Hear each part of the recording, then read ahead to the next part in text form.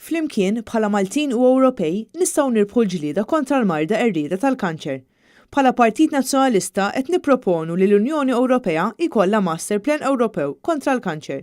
Din weda ta' tama għal poplu Malti u Ewropew u li diġà qed naħdmu fuqha ma' Manfred Weber, il-kandidat tal-Partit Popolari Ewropew għal President tal-Kummissjoni Ewropea. Aħna determinati li din il-ġlieda nirbħuha flimkien.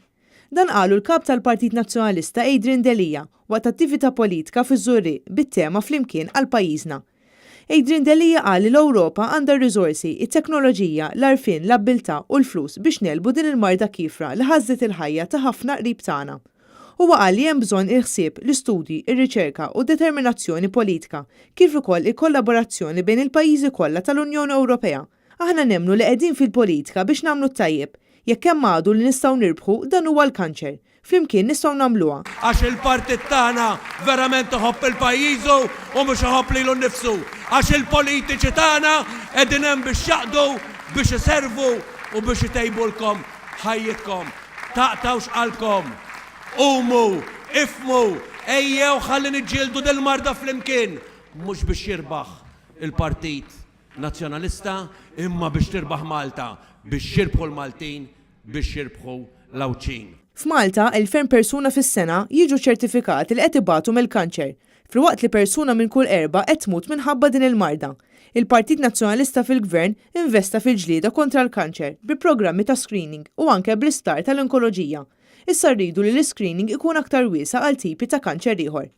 Adrian Delija refera wkoll għall-istatistika tal-Eurostat li poġġiet lil Malta fost l-ar pajjiżi tal-Unjoni Ewropea dak li għandu x'jaqsam mal-kwalità tal-arja. Aħna rridu sistema ta' trasport pubbliku li ma tniġġisx, li tkun effiċjenti fil-ħin u li twasslek fejn għandek bżonn, semmejt Adrian Delija.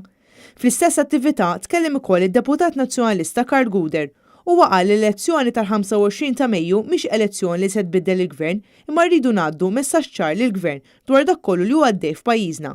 Il-Maltin huma mxebbajn bil-korruzzjoni u bl-istupru fl-ambjent ta' pajjiżna.